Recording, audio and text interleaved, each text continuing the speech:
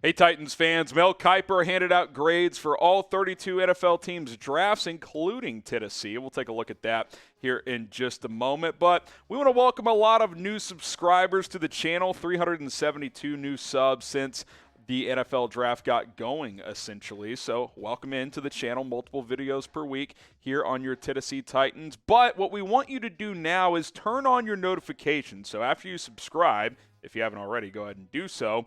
You can click that notification bell and then select all. It should default to personalized. Change it to all, because what that does is it'll send you a noti on your phone or tablet or whatever every single time we publish a video. That way you never miss any of our content and you guys stay informed with the latest Titans news and rumors. So join the Noti gang here at Titans Today. And with that being said, we'll go ahead and jump into today's show.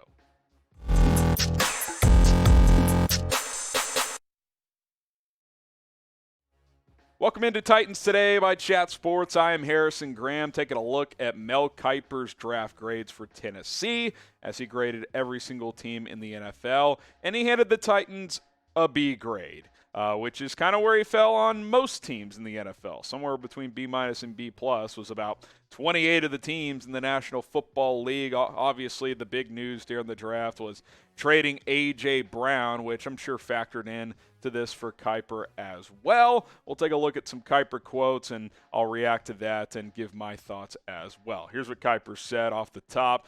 Quote, "This could be a franchise upending draft for the Titans, who traded away wide receiver A.J. Brown for a first-round pick and then landed my top-ranked quarterback, Malik Willis, late in round 3. Let's start with Brown, because without the wideout, the Titans the Titans took at 18 actually reminds scouts a lot of him. Treylon Burks is a big, physical, versatile target who did a lot of damage out of the slot at Arkansas. Yes, he is 2 years younger than Brown, but I'd still prefer the veteran over the rookie. I'm not as high on Burks as a few front office executives I trust are. It's no guarantee that Burks will be a star, while Brown already is one."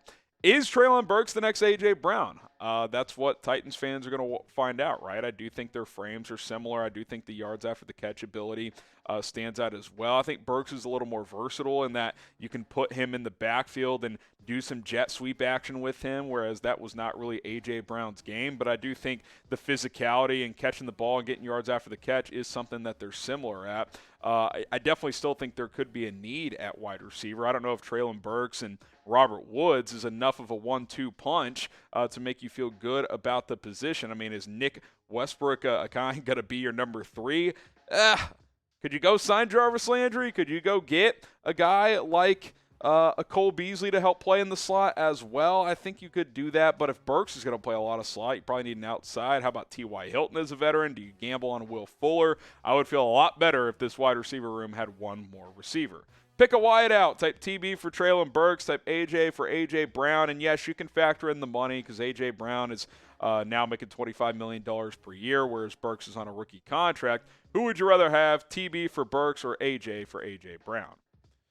Kiper then talked about Malik Willis, saying, as for Willis at 86, I would bet on his talent. He isn't going to start over Ryan Tannehill in 2022, but it shouldn't be out of the question that he develops fast enough to take over in 2023.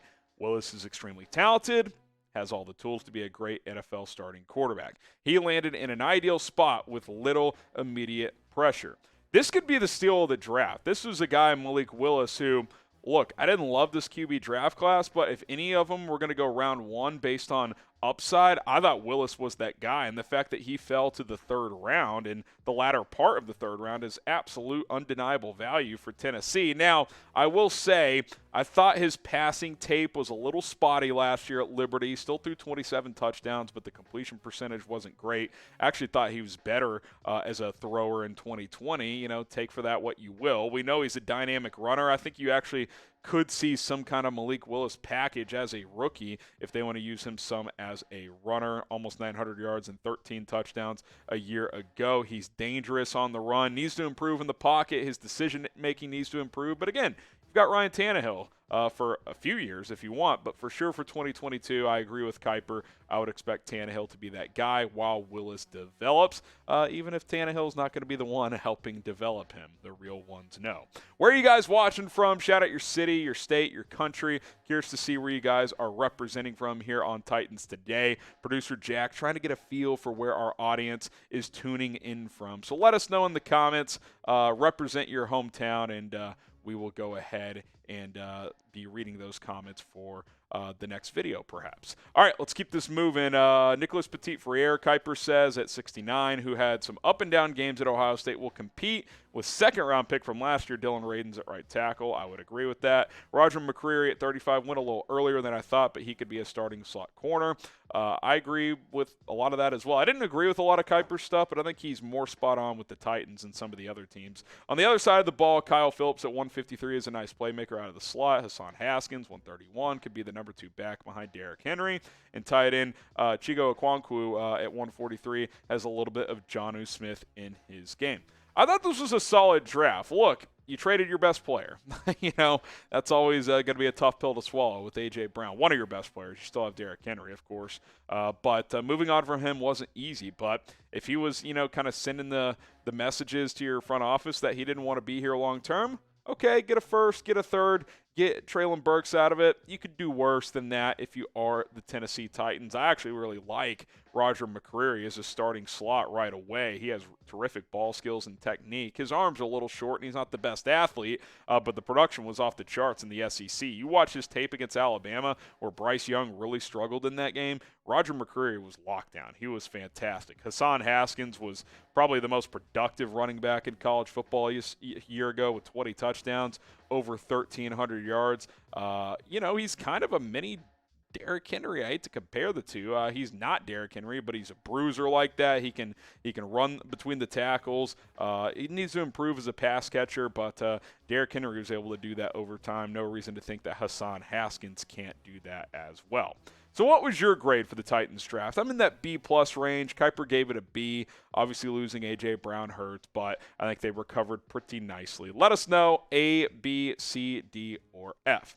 And just to recap all the picks for Tennessee, Treylon Burks at number 18 after trading A.J. Brown. Roger McCreary went round 2, number 35. Nicholas Petit-Frere, the tackle out of Ohio State who can play left or right. We'll see where if he starts at right tackle there. Malik Willis out of Liberty at 86. Remember, could be the steal of the draft. Day 3, Hassan Haskins at number 131 overall. Chig Okonkwo, the tight end out of Maryland. Kyle Phillips, the receiver out of UCLA, which I think in round 5 was actually pretty good. I liked him coming out. Theo Jackson, the safety out of Tennessee. He stays local as well. And then Chance Campbell at pick number 219. The linebacker out of Ole Miss. So that was the Titans draft. I thought it was a solid B+. Kiper gave it a B, fairly close to similar remarks in that regard. Okay, make sure you guys subscribe. We're about to sign off here on Tennessee Titans Today. More videos to come on the channel. Be sure to turn on those notifications like we said. Spread the word. It's youtube.com/Titans Today, and we'll see you soon here on the channel.